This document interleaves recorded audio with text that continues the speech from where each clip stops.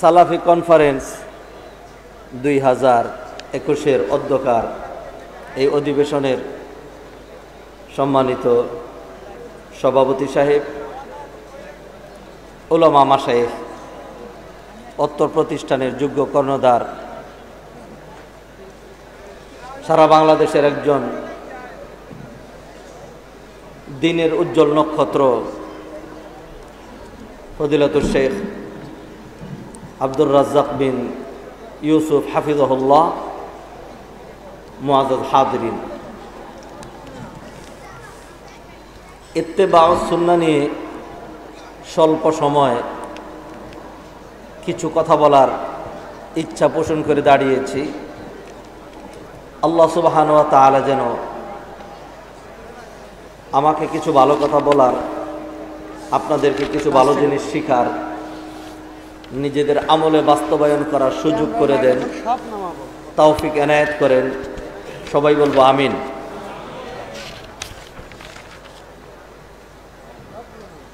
দুটো জিনিস, একটি হলো তাওহীদ, বিপরীত হলো শিরক। আরেকটি হলো সুন্নাহ, বিপরীত হলো বিদআহ। তাওহীদ আল্লাহ কেন্দ্রিক, সুন্নাহ নবী মুহাম্মদুর রাসূলুল্লাহ সাল্লাল্লাহু আলাইহি সাল্লাম কেন্দ্রিক। দুটো বিষয়। আল্লাহ সুবহানাহু ওয়া তাআলা নবী মুহাম্মদুর রাসূলুল্লাহ সাল্লাল্লাহু আলাইহি ওয়াসাল্লামকে মান, মর্যাদা, ইজ্জত এত বেশি দিয়েছেন যে তার চেয়ে বেশি মর্যাদার আর কেউ নাই।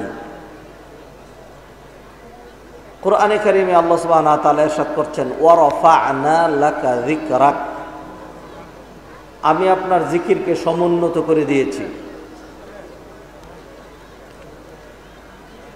এই জন্য সম্মানিত ভাইরা, আল্লাহ সুবহানাহু ওয়া তাআলা আমাদেরকে যেই লক্ষ্যে সৃষ্টি করেছেন, লক্ষ্যটা নিশ্চয় আপনারা জানেন। কোরআনে আল্লাহ সুবহানাহু ওয়া তাআলা স্পষ্ট বলে দিলেন, ওয়ামা খালাকতুল জিন্না ওয়াল ইনসা ইল্লা লিয়াবুদুন, আমি জিন ইনসানকে কেবলমাত্র আমার ইবাদত করার জন্যই সৃষ্টি করেছি। তো এই ইবাদত কিভাবে করা লাগবে, রাসূলুল্লাহ সাল্লাল্লাহু আলাইহি ওয়াসাল্লাম আমার আপনার জীবন কিভাবে অতিবাহিত করা লাগবে, কালচার কেমন হবে, হাসি কেমন হবে, চাহনি কেমন হবে, উঠা বসার লেনদেন কেমন হবে, ব্যবসা বাণিজ্য কিভাবে করতে হবে, বাজার ঘাটে যাবেন নাকি বৈরাগ্যে সেজে ঘরেই বসে থাকবেন, লাইফস্টাইলটা কেমন হবে, এইটা নবী মুহাম্মদুর রাসূলুল্লাহ সাল্লাল্লাহু আলাইহি সাল্লাম আমাদেরকে একদম পুরোপুরি দেখিয়ে গিয়েছেন, ঠিক কিনা? কাফের মুশরিকরা বলল, কিরকম রসুল এটা? ওয়াকালু মালি হাযার রাসূলি ইয়াকুলুত তাআমা ওয়া ইয়ামশি ফিল আসওয়াক, কেমন রসুল? ইয়াকুলুত তাআম, খানা দানাও খায়, ওয়া ইয়ামশি ফিল আসওয়াক, বাজার ঘাটেও যায়। দেখছেন? তাইলে এমন না যে বাজারে যাবেন না, খাওয়া দাওয়া খাবেন না, কে বৈরাগী সেজে আপনি খালি এমন ইবাদত করবেন, খালি ইবাদত আর ইবাদত করবেন না।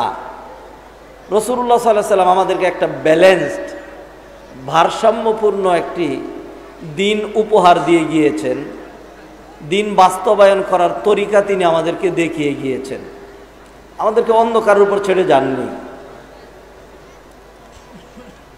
রাসূলুল্লাহ সাল্লাল্লাহু আলাইহি সাল্লাম হজ করে বললেন, খুযু আন্নী মানাসিকাকুম, আমার থেকে তোমরা হজ শিখে নাও। রাসূলুল্লাহ সাল্লাল্লাহু আলাইহি সাল্লাম বললেন, সল্লু কামা রাআইতুমুনি উসাল্লি, আমাকে যেমন নামাজ পড়তে দেখেছো ওইভাবে তোমরা নামাজ পড়বে, সালাত আদায় করবে। আচ্ছা, রাসূলুল্লাহ সাল্লাল্লাহু আলাইহি সাল্লাম দৈনন্দিন সালাত আদায় করেছেন 5 বার, তাহলে মাসে 150 ওয়াক্ত, অনেক সালাত আদায় করেছেন। হয়তো এক এক সময় এক এক রকম করে থাকতে পারেন, বিদায় সেইটা নিয়ে আপনার ইখতিলাফ হইতে পারে। কিন্তু আপনারা আল্লাহর হস্তে বলেন, রাসূলুল্লাহ সাল্লাল্লাহু আলাইহি সাল্লাম হজ করেছেন কয়বার? 4 বার নাকি 5 বার? 3 বার নাকি 2 বার? কয়বার? 1 বার। ওই হজ নিয়েও আমাদের মধ্যে ইখতিলাফ আছে নাকি নেই? আছে। আজীব। হজে যাওয়ার সময় বলি, ভাই নবীজি একবার হজ করেছেন, হজে যাচ্ছেন তো, এখন হজ কোনভাবে করবেন, কিভাবে করবেন, কোন তরিকায়? তো এক একজন তো এক একভাবে, মুফতি আছে, ইমাম আছে, খতিব আছে, আলেম আছে, বুজুর্গ আছে, মাযহাব আছে। তা আমি বলি যে ভাইয়েরা, রাসূলুল্লাহ সাল্লাল্লাহু আলাইহি হজটা চেষ্টা করবেন, হজটা যেন রাসূলুল্লাহ সাল্লাল্লাহু আলাইহি সাল্লামের মতো হয়। তো সেইখানেও মুসলমানদেরকে এক করা গেল না। আমরা রসুলকে খুব ভালোবাসি, রসুলের ভালোবাসায় ফজর সালাত না পড়েই, হারাম খেয়েই, হারাম পোশাক পরেই, ট্রাকের উপরে করে এশকে রাসূল আশেকে রাসূল মিছিল করে করে একদম জোহর আসর কাজা করে দিয়ে চলে আসি। এরপরে হলো রাসূলুল্লাহ সাল্লাল্লাহু আলাইহি ওয়াসাল্লামের ভালোবাসায় মিষ্টি নিজেও খাই, আরেকজনকেও খাওয়াই, বহুত খুব মজা লাগে, খুব ভাল লাগে, এগুলো আমরা করি।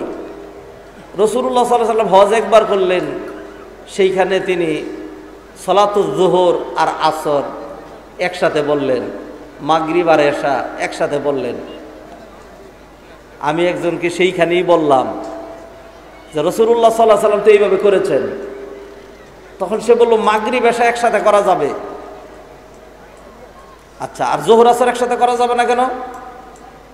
কারণ হলো আসরের ওয়াক্ত হয় নাই, কারণ হলো আসরের ওয়াক্ত হয় নাই। তো আসরের ওয়াক্ত যে হয় নাই, রাসূলুল্লাহ সাল্লাল্লাহু আলাইহি ওয়াসাল্লাম এটা বুঝেন নাই, এটা বুঝেন নাই। ভাইয়েরা, জানি না, মনের ভিতরে কষ্ট আছে, পুরা বলার মতো সুযোগ নেই, তবু দুই একটি কথা আপনাদের সামনে শেয়ার করব ইনশাআল্লাহ। দেখুন, আল্লাহ রাসূল সাল্লাল্লাহু আলাইহি ওয়াসাল্লাম আমাদেরকে সব দেখিয়ে গিয়েছেন। যেমন কোরআনে আল্লাহ সুবহানাহু ওয়া তাআলা বললেন, তোমাদের জন্য কোনো কিছু বাদ দেইনি, সব আমি দিয়েছি। আর রাসূলুল্লাহ সাল্লাল্লাহু আলাইহি ওয়াসাল্লাম সব দেখিয়ে গিয়েছেন। আপনি এক কথা আমার সাথে সায় দিবেন, কোরআনে কারিমে সব কিছু আছে নাকি নাই?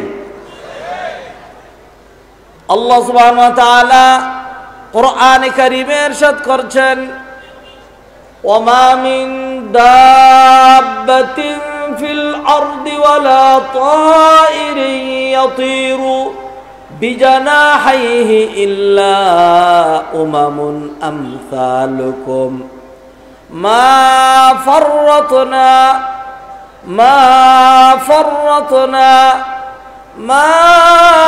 ফাররাতনা ফিল কিতাবি মিন শাই। আমি আল্লাহ কোরআনে কোনো কিছু বাদ দেই নাই।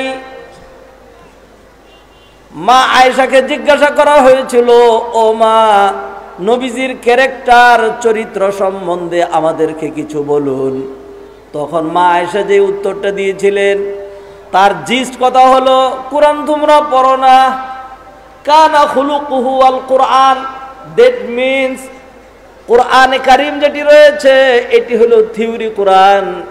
এর যদি তোমরা জীবন্ত কোনো নমুনা দেখতে চাও, কোরআনের শুরু থেকে শেষ পর্যন্ত যা আছে এর বাস্তব মডেল হলেন নবী মুহাম্মদুর রাসূলুল্লাহ সাল্লাল্লাহু আলাইহি ওয়াসাল্লাম। সুবহানাল্লাহ। তা আল্লাহ রাসূল সাল্লাল্লাহু আলাইহি ওয়াসাল্লাম তিনি আমাদেরকে সব কিছু দেখানোর জন্যই, শিখানোর জন্যই এসেছিলেন। আল্লাহ সুবহানাহু ওয়া তাআলা বললেন, ওয়াল্লাযী বাআসা ফিল উম্মিয়িনা রাসূলাম মিনহুম ইয়াতলু আলাইহিম আয়াতিহি ওয়া ইউযাক্কিহিম ওয়া ইউআল্লিমুহুমুল কিতাবা ওয়াল হিকমা। আল্লাহ সুবহানাহু ওয়া তাআলা উম্মীদের মাঝে তাদের মধ্য থেকে একজনকে পাঠালেন, যিনি তাদেরকে কিতাব হিকমত শিক্ষা দিবে, তাদের নফসের তাজকিয়া করবে। তিনি তো আমাদেরকে শিখিয়েছেন, শিক্ষা দিয়ে গিয়েছেন। অতএব ভাইরা মনে রাখবেন, রাসূলুল্লাহ সাল্লাল্লাহু আলাইহি ওয়াসাল্লাম আমাদের জন্য যা রেখে গিয়েছেন, যেই সুন্নাহ, যেই আদর্শ, এইটা অনুসরণ করা না করার দার মাদার অথবা মাবনা অথবা আসল অথবা আসাস, এটা হলো মহব্বত, ভালোবাসা। যারা নবীজি সাল্লাল্লাহু আলাইহি সাল্লামকে ভালোবাসবে তারা রাসূলুল্লাহ সাল্লাল্লাহু আলাইহি সাল্লামের অনুসরণ করবে। যারা রাসূলুল্লাহ সাল্লাল্লাহু আলাইহি সাল্লামের ভালোবাসবে না তারা তার অনুসরণ করবে না। ধরেন, যদি দাড়িটা মুন্ডন করতে পারতাম তাহলে আমাকেও তো একটু স্মার্ট মনে হতো, একটু কম বয়সী মনে হতো, একটু যুবক যুবক লাগতো। এটা তো মানুষ চায়। আমরা যারা দাড়িটা রেখেছি, দাড়ির হুকুমের কথা পরে বলছি, ওয়াজিব না সুন্নাত এটা নিয়ে বিস্তারিত আলোচনায় যাচ্ছি না। এই জন্যই দাড়িটা ফেলতে পারলাম না। আমি ন্যূনতম কথা বলছি, কারণ নবীজি দাড়ি রেখেছিলেন, ঠিক কিনা? এটার কারণেই তো পারলাম না। এটা হলো ভালোবাসার নাম। নবীজি সাল্লাল্লাহু আলাইহি সাল্লামকে ভালোবাসলে আপনি তিনি যেই কাজ যেভাবে করেছেন সেইভাবেই করবেন। তাহলে সুন্নাহ অনুসরণের মূল যেই বিষয়, এর মূলে যা রয়েছে সেটা হলো হুব্বুন নবী, রাসূলুল্লাহ সাল্লাল্লাহু আলাইহি সাল্লামের ভালোবাসা। আর ভালোবাসা এমন এক জিনিস, মনে রাখবেন, আপনাদের ভালোবাসা আছে দেখেই আপনারা এত দূর দূরান্ত থেকে এখানে চলে আসছেন। যাদের যেখানে ভালোবাসা, বহুত মানুষ পাগলপাড়া হয়ে চলে গেছে গুলশান ক্লাবে, উত্তরা ক্লাবে, আরো বিভিন্ন রকম ক্লাবে চলে গিয়েছে। এরপরে সেইখানে মাতাল হয়ে উপরে থাকবে। এইটাই তার মনের ভিতরে। আপনার মনের ভিতরে এইটা আছে বিদায় আপনি এসছেন। এই ভালোবাসায় কি হয়? ভালোবাসার কারণে জান্নাত এবং জাহান্নাম নির্ধারিত হবে। এক ব্যক্তি নবীজির কাছে এসে প্রশ্ন করল, ইয়া রাসূলুল্লাহ মাতাস সাআহ, নবীজি কিয়ামত কখন হবে? নবীজি একটু রাগই করলেন, দমক দিলেন, বললেন কিয়ামতের কথা জিবরাইল আমারে জিজ্ঞাসা করছিল, তখন বলছিলাম মাল মাসউলু আনা বিআলামা মিনাস সাইল। জিবরাইল উল্টো বলে নাই যে না আপনি জানেন না, আমি কিন্তু জানি। অর্থাৎ কিয়ামতের খবর আমি জানি না, জিবরাইলও জানে না, তুমি কিয়ামতের কথা কেন জিজ্ঞেস করলা? দমক দিয়ে বললেন ওয়াইলাক ওয়া মাযা আ'দাত্তা লাহা, ঠিক তোমাকে, কিয়ামতের কি প্রস্তুতি তোমার হয়ে গেছে? ওই লোক বলল, ইয়া রাসূলুল্লাহ কিয়ামতের কোনো প্রস্তুতি হয় নাই, আমার শুধুমাত্র প্রস্তুতি একটা আছে, আমি আল্লাহ এবং তার রাসূলকে ভালোবাসি। নবীজি বললেন তাহলে ভয়ের কোনো কারণ নাই, কিয়ামত আজকে হোক 10 বছর পরে হোক, যখনই হোক না কেন, তুমি যেহেতু আমাকে ভালোবাসতে পেরেছো, মনে রাখবা তোমার কিয়ামত আমি নবী মুহাম্মদের সাথেই হবে। আল্লাহু আকবার। তাহলে ভালোবাসা এমন এক জিনিস। দুনিয়াতে কিছু মানুষ আছে, ওই যে দেখেন এই কোনোদিন কয় মাইকেল জ্যাকসন আইলো রে, এটা কয়, বুঝেন নাই? হয়তো মাইকেল জ্যাকসন না কোনোদিনই দেখে নাই। মন থেকে যদি মাইকেল জ্যাকসনকে ভালোবেসে থাকে, কিয়ামতের দিন আল্লাহ ওই লোকটাকে সামনে এনে দিয়ে বলবেন হাযাল্লাযী কুনতা তুহিব্বুহু ফিদ দুনিয়া, এই সেই কপাল পুরা যাকে তুমি দুনিয়াতে ভালোবাসতা, এখন যদি তার ডেস্টিনেশন জান্নাতে হয়, ভালোবাসার কারণে তুমি তার সাথে জান্নাতে যাবা। আর যদি তার ডেস্টিনেশন জাহান্নামে হয়, নিছক ভালোবাসার কারণে জাহান্নামে যাবা। ভাইরা, সুন্নাহর বিষয়টা খুব হালকা না। 2-4টা পয়েন্ট বলি, কারণ হলো প্রাণ খুলে বলার মতো, বড় মাহফিলে প্রাণ খুলে বলার মতো সুযোগ থাকে না, কারণ এইখানে দাওয়াতি মেহমান থাকে অনেক। এই জন্য আমরা এখানে দাঁড়াই এই টিপ টিপ করতে থাকে যে এই বুঝি স্লিপ আসলো, এই বুঝি বললো সময় শেষ। 2-4টা পয়েন্ট বলি। 1 নাম্বার বলছি, সুন্নাহ অনুসরণ করতে হলে আসলে মনের ভিতরে নবীজির ভালোবাসা থাকতে হবে। সেই জন্য আল্লাহ সুবহানাহু ওয়া তাআলা কোরআনে বললেন, কুল ইন কুনতুম তুহিব্বুনাল্লাহ ফাত্তাবিউনি ফাত্তাবিউনি, যদি আমার ভালোবাসার মাধ্যমে আল্লাহর ভালোবাসা অর্জন করতে চাও, ফাত্তাবিউনি, তাহলে আমি নবীকে ইত্তেবা করো, অর্থাৎ আমার সুন্নাহর অনুসরণ করো। 2 নাম্বার বিষয় মনে রাখবেন, সমস্ত ইবাদত, নামাজ, রোজা, হজ, যাকাত, সালাত, সিয়াম, এভরি টাইপস অফ ওয়ারশিপ, এটা কবুল হওয়া না হওয়া নির্ভর করে 2টা বিষয়ের উপরে। একটা related with our Lord Almighty Allah সুবহানাহু ওয়া তাআলা, and another point is related with our prophet Muhammad সাল্লাল্লাহু আলাইহি ওয়াসাল্লাম। আল্লাহর সাথে সম্পৃক্ত সেটি হলো ইখলাস। আপনি এশার সালাত খুব সুন্দর করে আদায় করেছেন, 4 রাকাতই পড়েছেন, ইখলাস ছিল না, সালাতটা বাতিল হয়ে যাবে। আবার দেখা গেল আপনি এশার সালাত আল্লাহর জন্যই পড়েছেন, কিন্তু সালাতে যেমনে রুকু করার, কেরাত পড়ার, সেজদা করার নিয়ম নীতি নবীজি শিখাইছেন, আপনি এর চাইতে উত্তমটা ডিজিটাল তরিকা বের করেছেন। ওই তরিকায় কেউ যদি সালাত আদায় করে তাহলে তার সালাত হবে না, বাতিল হয়ে যাবে। 2টা লাগবে, 2টা লাগবে। আজকের দুনিয়াতে আমরা দেখতে পাই বহু রকম ইখতিলাফ, লাগালাগি, এইদিকে ওইদিকে। দিনদারদের মাঝখানে বড় সমস্যা তো এইটাই, ঠিক কিনা?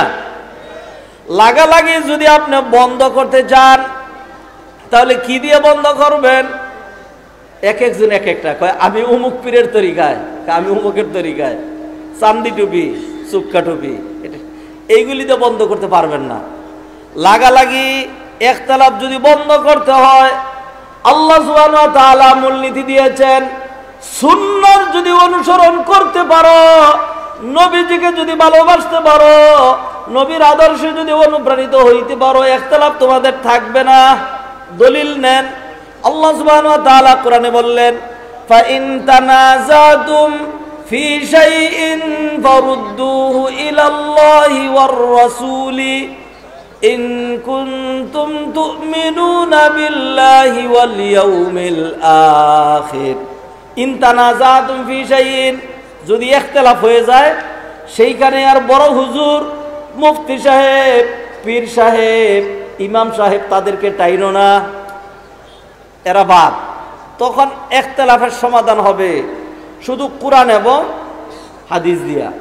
3 নাম্বার ব্যাখ্যা করছে না। 4 নাম্বার, আপনি যদি ইমানদার হতে চান, প্রকৃত ইমানদার যদি হতে চান, সুন্নাহর অনুসরণ করা ছাড়া আপনি মুমিনি হতে পারবেন না।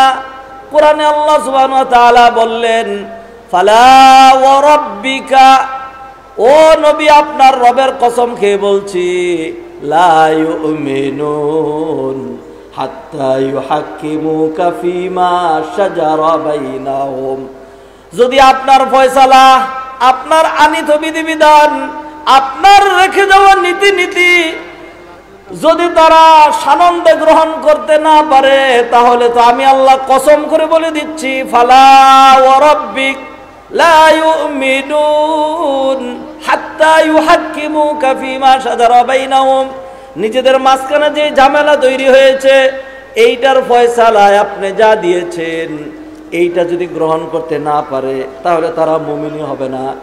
কোরআনের অন্য আয়াতে আল্লাহ বললেন, ওমা কানা লিমুমিনিন ওয়ালা মুমিনাতিন ইযা কাদাল্লাহু ওয়া রাসূলুহু আমরা, আল্লাহ এবং তার রাসূল যদি কোনো সিদ্ধান্ত দেয়, সেইখানে কোনো মুমিনের এটা বলার রাইট নাই, আই হ্যাভ মাই ওপিনিয়ন, আমারও তো একটা স্বাধীনতা আছে। জি না ভাই, কোনো স্বাধীনতা নাই। এত স্বাধীনতা দিয়ে আপনাকে পাঠানো হয় নাই, আপনাকে পাঠানোই হয়েছে গোলাম করে। ইন কুল্লু মান ফিস সামাওয়াতি ওয়াল আরদি ইল্লা আতির রহমানি আবদা, আসমান জমিনের সব কিছু আল্লাহর গোলামি করে। আচ্ছা, নবীজি সাল্লাল্লাহু আলাইহি ওয়াসাল্লাম যখন চলে যাচ্ছেন, তখন তিনি বুঝছেন ইবলিস শয়তান তো থাকবে, মানুষকে তো বিপদগামী করে দিবে। এই জন্য নবীজি বললেন, মানুষ যখন শুনেন, খুব খেয়াল করেন, মানুষ যখন চরম টেনশনে পড়ে তখন এত কিছু মানুষের মন থাকে না। যখন দেখবেন ঘরে আগুন লাগছে, তখন ফায়ার সার্ভিসের যে নাম্বার, এইটাই তো মন থাকে না, ঠিক কিনা? ইবলিস শয়তান এমন একটা পরিবেশ করবে, তখন যদি আপনাকে 8-10টা মতামত দেওয়া হয়, কোনটা থুইয়া কোনটা ধরবেন, কোনটা রেখে কোনটা ধরবেন, পেছ লেগে যাবে। এই জন্য নবীজি বললেন, ইবলিস তোমাকে বিপদগামী করার জন্য সামনে দিয়ে আসবে, পিছন দিয়ে, ডান দিক দিয়ে, বাম দিক দিয়ে, এমন ভাবে আসবে একদম তোমারে ছাড়বে না, তোমার হয়রান করে ফেলবে। যেমন ইবলিস বলছে, ক্বালা রাব্বি বিমা আগওয়াইতানি লাআকউদান্না লাহুম সিরাতাকাল মুস্তাকিম সুম্মা লাআতিয়ান্নাহুম মিন বাইনি আইদিহিম ওয়া মিন খালফিহিম ওয়া আন আইমানিহিম ওয়া আন শামাইলিহিম। সকল প্রচেষ্টা ইবলিস ব্যয় করবে, তা আপনি তো পেরেশান হয়ে যাবেন। এই জন্য নবীজি বললেন, ওই পেরেশানির সময় তুমি যদি হাজার হাজার ইজম, বিভিন্ন রকম মাযহাব, এইটা সেইটার দিকে তাকাও, তখন তুমি আরো বেশি হয়রান হয়ে যাবা। এই জন্য আমি নবী তোমাদের রক্ষার জন্য, যাতে হকের উপরে টিকে থাকতে পারো, মাত্র দুটো জিনিস রেখে যাচ্ছি। তারাকতু ফীকুম আমরাইনি লান তাদিল্লু মা তামাসসাকতুম বিহিমা। আরেক হাদিসে বললেন, আমি নবী তোমাদের কাছে যে আমানত দিয়ে গেলাম, তার মধ্যে একটা হলো সুন্নাহ। এই সুন্নাহটাকে কোশ্চিন কালেও ছাড়বা না। সুন্নাহ ছেড়ে দিলেই সেখানে বেদাত আসবে। এই সুন্নাহটাকে হাত দিয়ে ধরবা, হাত যদি কেটে ফেলে তাহলে কামড় দিয়ে ধরবা। সামনের দাঁত যদি ভেঙে যায় তাহলে কি করবা? আদ্দু আলাইহা বিন নাওয়াজিদ, মারির দাঁত দিয়ে কামড়ায় ধরবা। মারির দাঁতও ভেঙে গেলেও সমস্যা নাই, কোশ্চিন কালেও সুন্নাহ ছাড়তে পারবা না। এইভাবে সুন্নাহ নিয়েই তুমি মরে যাবা। নবীজি সাল্লাল্লাহু আলাইহি সাল্লাম আমাদেরকে এইভাবে পরিচয় দিলেন। ভাইয়েরা, যাদেরকে সুন্নাহর কথা বললে, কোরআনের কথা বললে, ওরা আমার দিকে তাকান। এইরকম ওই রকম যে না, উনি কি কম বুঝছেন, ওই হুজুর কি কম জানেন, আর উনি তো এইটা, উনি তো এইটা, এরকম যারা বলবে, এদের মধ্যে যে আলামত আল্লাহ কোরআনে বলছেন, এটা হইল নেফাকির আলামত। আরো সহজ করে বলি, মুনাফিকের আলামত। কিসের আলামত? কথা বলেন। দলিল দিচ্ছি, আল্লাহ সুবহানাহু ওয়া তাআলা বলছেন, ওয়া ইযা কিলা লাহুম, আর যখন বলা হবে, তাআলাউ ইলা মা আনজালাল্লাহু ওয়া ইলার রাসূল, আল্লাহ যা নাজিল করেছেন, নবীজি যা নিয়ে আসছেন, এই দিকে আসো। যখন এরকম ডাকা হবে, তখন আল্লাহ বললেন, রাআইতাল মুনাফিকিনা ইয়াসুদ্দুনা আনকা সুদুদা। বিভিন্ন পায়তারা করে, কৌশল করে, এইরকম করে, আমরা তো এইখানের না, আমরা তো এইটার না, আমরা তো মুখপন্থী, আমরা তো ওই মাযহাবের, এইভাবে সেইভাবে তারা ছুটে যাবে। এইরকম যারা করবে, কোরআনের এই আয়াত অনুযায়ী তাদের মধ্যে মুনাফিকি আছে। কি আছে? মুনাফিকি আছে। আচ্ছা, এরপরে রাসূলুল্লাহ সাল্লাল্লাহু আলাইহি সাল্লামের সুন্নতের অনুসরণের মধ্যেই আপনার নাজাত, জান্নাত প্রাপ্তি। আল্লাহ বললেন, ওয়া মান ইউতিইল্লাহা ওয়া রাসূলাহু ইউদখিলহু জান্নাতিন তাজরি মিন তাহতিহাল আনহারু খালিদিনা ফিহা ওয়া যালিকাল ফাওজুল আযীম। যে আল্লাহ এবং তার রাসূলের অনুসরণ করলো, তাদেরকে আল্লাহ জান্নাতে ঢুকাবেন। ওয়া যালিকাল ফাওজুল আযীম, আর এইটাই তো মহান বিজয়। জোরে বলি সুবহানাল্লাহ। ভাইরা, সুন্নাহর উল্টাই হলো বিদআহ। আমার কাছে অনেক পয়েন্ট, কারণ সুন্নাহর আলোচনা যদি বেদাত নিয়ে কিছু বলা না হয়, তাহলে মানুষ পুরো বুঝবে না। আপনি দিন কত কদরের, অন্ধকার না হলে বুঝবেন না। জাহালাত কত জঘন্য, এলেম কত ফজিলতের, এটা জাহালাত ছাড়া বুঝবেন না। এই জন্য সুন্নাহর এগেইনস্টে যেই বিদআত নিয়ে দুই চারটা কথাবার্তা, দুই চারটা উদাহরণ আমাকে দেওয়াই লাগবে। এক নাম্বার, কিতাবি সংজ্ঞা দেওয়ার সুযোগ পাচ্ছি না। বিদআ হলো বেজাল্লা দিন। বিদআ হলো কি দিন? বেজাল্লা দিন। অন্য ভাষায়, ডাইলে চাইলে খিচুড়ি গো সই। ডাইলে চাইলে খিচুড়ি গো সই। খিচুড়ি খাইতে তো খুব মজাই লাগে, বেদাত ওরকম মজা লাগে। বেদাতের একটা উদাহরণ দেব, এটা আপনার আজীবন মনে থাকবে। একটা পানির বোতল দেন আমার কাছে। একটা উদাহরণ দেব, এটা হলো আপনার আজীবন মনে থাকবে বেদাত কাকে বলে। কেন বেদাত নিয়ে আপনারা ধোঁকা খান? বেদাতটা স্পষ্ট কুফরি না, বেদাতটা হলো বেজাল্লা কুফরি। যে ধরেন, আমার আপনার এটা হলো জীবনের সাথে উদাহরণ দেন। আল্লাহ আমাদেরকে সৃষ্টি করেছেন ইবাদত করার জন্য। তা আপনি ইবাদত করছেন মানে আপনার জীবনের ভাণ্ডটা দুধ দিয়ে পরিপূর্ণ করছেন। 5 ওয়াক্ত সালাত, 5 ফোঁটা দুধ রাখলেন। 30টা রোজা, 30 ফোঁটা দুধ রাখলেন। কিছু ভালো কাজ করলেন, দুধ রাখলেন। এরকম মানুষ প্রত্যেকেই তার এই জীবনের যে ভাণ্ডটা এটা দুধ দিয়ে পরিপূর্ণ করে। কেউ বেশি করে, কেউ কম করে। আচ্ছা, ধরেন এটা।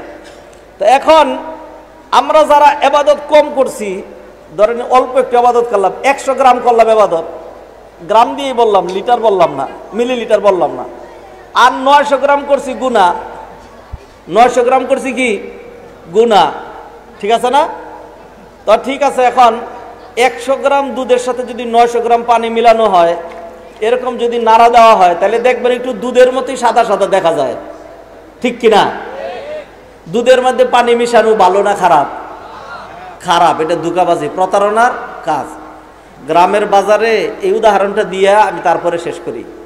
গ্রামের বাজারে আগে মানুষ জগে করে জগ, বুয়ম এইগুলি দিয়ে দুধ বিক্রি করতে দিত। এরকম বোতল টোতল তো ছিল না। তো গ্রামের লোকজন এসে দুধ কেনার জন্য, আমি তখন ছোট, দেখতাম একটু দুধ নিয়ে নখের উপরে রাখতো, এরকম করতো। যদি খাঁটি দুধ হইতো তাহলে পড়তো না, যদি খাঁটি দুধ হইতো তাহলে পড়তো না, আর যদি ভেজাল্লা দুধ হইতো তাহলে পড়ে যেত। তো এরকম করে করে ভালো দুধগুলো আগে বিক্রি হয়ে যেত। এখন মনে করেন যেই দুধটা পাইন না দুধ, এই দুধটা মানুষ আগে কিনে না। শেষে একটা লোক আসছে, আইসা দেখে আর কোনো দুধ নাই, তার বাড়িতে গেস্ট, দুধের দরকার। তখন দেইখা বুঝছে যে এটা ভেজাল্লা দুধ। তারপরে এখন কি করবে, সে কিনে নিয়ে গেছে, কারণ হলো এটা জাল ডুল দিয়া তারপরে এটার একটা উপযোগী করা যাবে, সেই জন্য নিয়ে গেছে। তো ভাইয়েরা শুনেন, যদি এই দুধের পাশাপাশি কোনো মানুষ এরকম ফ্রেশ পানি জগের ভিতরে নিয়ে দাঁড়ায় থাকে দুধ হিসাবে বিক্রি করার জন্য, কেউ কি কিনবে? দুধের দামে কেউ কিনবে না। তাহলে দুধের দামে বিক্রি করার জন্য আপনি একটা কাজ করতে পারেন, সেখান থেকে হলে 1 পোয়া দুধ নেন আর 3 পোয়া পানি নেন, নিয়ে আমার দিকে দেখেন, এই যে ডাইলে চাইলে খিচুড়ি বানান, নিয়ে এবার এটা রাখেন, তাইলে কি দেখা যাবে? দুধের মতোই দেখা যাবে, কিনবে। এই জন্য বেদাত যারা করে, পুরাটা তো হিন্দুদের কুফরি না, এটা মুসলমানরা গ্রহণ করবে না। এই জন্য নবীজির একটু দুরূদ নিছে, আমরা তো সাল্লাল্লাহই পড়ি। কি পড়ি? সাল্লাল্লাহ। ওই সাল্লাল্লাহ হইল 100 গ্রাম, আর বাকি অন্য সব কিছু নিয়ে এরকম করে একটা নাড়া দিয়া কয় মিলাদ শরীফ। এটার নাম কি? মিলাদ শরীফ। এখন মানুষ দেখে মজাই তো, ডাইলে চাইলে খিচুড়ি, তখন মানুষ এটা গ্রহণ করেছে। বুঝছেন নাকি বুঝেন নাই? অতএব বেদাত হলো ভেজাইল্লা দিন। ভেজাইল্লা দিন মানে দিনের যত সামান্য আর বাকি সবটা অন্যান্য কিছু মিশানো হয়েছে, যেটা নিষেধ। কথা কি ঠিক আছে? এমন ভাবে ভেজাল আমাদের ভিতরে ঢুকছে। আমি ওই জিকের মাহফিলে কয়েকটা উদাহরণ দিয়েছিলাম, আজকে সেই উদাহরণ দিব না। যেমন ধরেন একটা জিকির করা, এটা একটা ইবাদত। জিকির যদি ইবাদত হয়ে থাকে, তাহলে নবীজি ইবাদতের তরিকা দেখাইছেন নাকি দেখান নাই? আমার কালকে এক মাহফিলে যখন এটা বললাম, তখন এক হুজুর দাঁড়ায় গেছে, দাঁড়ায় গিয়ে কয় দাঁড়াখান, আমি এটা সিস্টেম না, পরে কয় না, আপনি এখন বলেন আল্লাহ কুরআনে বলছে ওয়াজকুর ইসমা রব্বিকা, ওয়াজকুর ইসমা রব্বিকা। আল্লাহ, এই আল্লাহ শব্দ যে এটা আল্লাহর নাম কি? নাম? হ্যাঁ আল্লাহর নাম। তো এখানে আল্লাহ বলছে ওয়াজকুর ইসমা রব্বিকা। তা আমি বললাম যে এই যে ভাইজান, ঠিক আছে, খুব ভালো কথা কইছেন। এই আয়াত কি আপনার উপরে নাজিল হয়েছে না নবীজির উপরে? নবীজির উপরে। তাইলে এইটার ব্যাখ্যা আপনি বেশি বুঝছেন নাকি নবীজির বেশি বুঝছে? সাহাবায়ে কেরাম। অতএব কি সুন্দর আপনারা জিকিরের নামে কতগুলো বেদাত। 1 নাম্বার, খুব তাড়াহুড়া করে সময় শেষ, অন্যদের সময় নিব না। 1 নাম্বার, আপনি যে ওই যে দলে দলে জিকির করছেন, জিকির ইবাদত ঠিক আছে, এই জিকিরটা নিছেন, পরে দলে দলে মিশাইছেন, এটার কারণে বিদআত। 2 নাম্বার, জিকিরটা যেমনে করা দরকার আল্লাহ মূলনীতি কোরআনে দিয়েছেন, ওয়াজকুর ইসমা রব্বিকা বুকরাতা ওয়া আসিলা, ওয়াজকুর রব্বাকা ফি নাফসিকা তাদাররুআ ওয়া খিফাতা ওয়া দুনাল জাহরি। সেইখানে আপনি চিল্লাইয়া চিল্লাইয়া জোরে জোরে পাগলের মতো জিকির করছেন। এরপরে হলো জিকির করতে করতে লুঙ্গি খুলে ফেলাইছেন। হ্যাঁ, এরপরে হলো জিকির করতে করতে লাইট নিভিয়ে দিয়েছেন। এরপরে হলো জিকির করতে করতে লা ইলাহা ইল্লাল্লাহ ফজিলতের জিকির, এইটা শেষ পেশ বাদ দিয়ে কইলেন কয় ইল্লাল্লাহ ইল্লাল্লাহ সমানে। এরপর তুলছেন ডাইন দিক থেকে, এইখান থেকে তুলতে হয়। কলব তো ময়লা হয়ে গেছে, কাপড়ে ময়লা হইলে বাড়ি দিতে হয় না পরিষ্কার করার জন্য। এই জন্য পীর সাহেবরা দর্শ দেয় যে কলব যে পরিষ্কার করবা মিয়া বাড়ি লাগবে না, কয় হ্যাঁ লাগবে তো, এই জন্য ডাইন দিক থেকে উঠাইবা, এইখান থেকে উঠাইয়া ওইখানে বাড়ি দিবা। লা ইলাহা হয় নাই তো ইল্লাল্লাহ কই করতে হবে, এরকম করে এই যে করছেন এইটাও বিদআত। তারপরে হইলো ইল্লাল্লাহ বাদ দিয়ে শেষ পাশে শুধু আল্লাহ আল্লাহ যেটা করছেন এইটাও বিদআত। এরপর আসছে হু হু, কোত্থেকে আসছে খালি এই কথাটা বলে শেষ করে দেই। শয়তান সুয়ার হইয়া ইস্তাহওয়াজা আলাইহিমুশ শাইতানু ফাআনসাহুম যিকরাল্লাহ, শয়তান সুয়ার হইলে মানুষকে সব ভুলাইয়া দেয়। বলে কি কয় যদি বলি লা ইলাহা, তখন যদি মরে যাই তাহলে তো কাফের হয়ে মারা গেলাম। অতএব লা ইলাহা ইল্লাল্লাহ এটা পুরোটা বলা যাবে না। কয় তাহলে কি করতে হবে? কয় তাইলে লা ইলাহা ইল্লাল্লাহ থাকুক, আমরা খালি ইল্লাল্লাহ জিকির করি।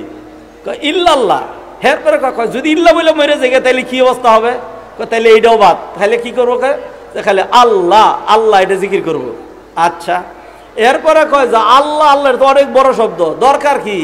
আল্লাহর হুর শেষে যে হু আছে খালি ওইটা করলেই চলবে। এই জন্য দেখবেন এখন ওই যে যত বন্ডর আছে জিকিরের মধ্যে সবাই মিলে গেল হু হু হু হু বিভিন্ন রকম, শুনছেন কিনা? সবগুলি বন্ডামি, এগুলি সুন্নাত ছেড়ে দিয়ে।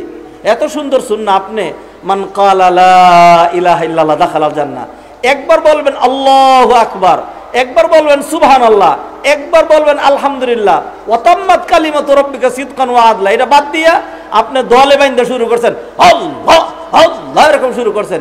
এই জিকির নবীজি করেন নাই, সাহাবায়ে কেরাম করেন নাই। আরো অনেক কথা ছিল মুআজ্জাজ হাদিরিন, সময় শেষ হয়ে যাওয়ার কারণে আর বলতে পারলাম না। সর্বশেষ আধা মিনিটে একটা কথা, এই যে কেউ মারা গেলে আমরা তার দয়ায়, তার জন্য মায়ায় গরু জবাই করে, একেবারে হাতি জবাই করে বিশাল দাওয়াত করি। আমার একটা কষ্ট লাগে, মাইয়েতের জন্য তো আমাদের কষ্ট লাগে, কিছু খরচ করতে ইচ্ছে করে। তো নবীজি যখন মারা গেলেন তখন নবীজির দুইজন জামাই ছিলেন আর দুইজন শ্বশুর ছিলেন। আবু বকর এবং উমর দুইজনই নবীজির শ্বশুর, উসমান এবং আলী দুইজনই নবীজির জামাই। তার মধ্যে উসমান রাদিয়াল্লাহু তাআলা আনহু ফকির নাকি গনি? গনি। তা আমি বুঝতে পারি না যে এতগুলো লোক থাকার পরেও তারা 5টা উট জবাই করে 10টা উট জবাই করে নবীজির জন্য একটা খরচ করতে পারলো না। আহারে, করছিল নাকি? করে নাই। আজকে তাহলে রসুলের জন্য এরকম জবাই হয় নাই, আবু বকর উমরের জন্য হয় নাই, আমাদের জন্য হচ্ছে নাকি হচ্ছে না? কেন হচ্ছে? হ্যাঁ ভাইয়া তোর জন্য খরচ করা লাগবে না। ভাইয়েরা আসুন সলফে সালেহিনের দিকে, সালাফি কনফারেন্স থেকে এই দর্শ নেন। সালাফ মানে কাকে বুঝেন আপনি? আপনি এই 3 দিনে আকাবের রাখেন, আপনার আকাবের মুজরিমিহা, এদেরকে সালাফ বুঝাই না আমরা সালাফ বুঝাই। সলফে সালেহিন বুঝাই কাদেরকে? সলফে সালেহিন বুঝাই আমরা সাহাবায়ে কেরাম, তাবেঈন, তাবে তাবেঈন, আইম্মে মুজতাহিদিন, ইমাম আবু হানিফা, ইমাম শাফি, ইমাম মালিক, ইমাম আহমদ ইবনে হাম্বল। তাদের আকীদা গ্রহণ করেন, তাদের দর্শ গ্রহণ করেন, দেখেন গিয়ে তারা কেউ এই ধরনের বেদাতগুলো তারা করে নাই। আসুন নবীজির সুন্নাহর দিকে ফিরে আসি, আপনার দুনিয়াও সুন্দর হবে, অল্প আমলেই নাজাত পাবেন। আর বেজাল্লা আমল, ও খাদ্য কুখাদ্য 3 কেজি খাইবেন, হসপিটাল পড়ে থাকবেন। সুখাদ্য অল্প খান, আপনি সুস্থ থাকবেন। বেশি বেশি ও খাদ্য কুখাদ্য বেদাত করবেন, কুল্লু বিদাতিন দলালা ওয়া কুল্লু দলালাতিন জাহান্নামে ঠিকানা হবে। অতএব এত বেশি না করে একদম আখলিস দীনাকা ইয়াকফিকাল আমালুল কালিল, ঈমানটাকে খাঁটি করো, নির্ভেজাল ইবাদত করো, অল্প আমলই তোমার নাজাতের জন্য যথেষ্ট হবে। আল্লাহ সুবহানাহু ওয়া তাআলা আমাদেরকে কোরআনের দিকে, সুন্নাহর দিকে ফিরে আসার তৌফিক এনায়েত করুন। ওমা তৌফিক ইল্লা বিল্লাহ। আসসালামু আলাইকুম ওয়া রাহমাতুল্লাহি ওয়া বারাকাতুহু।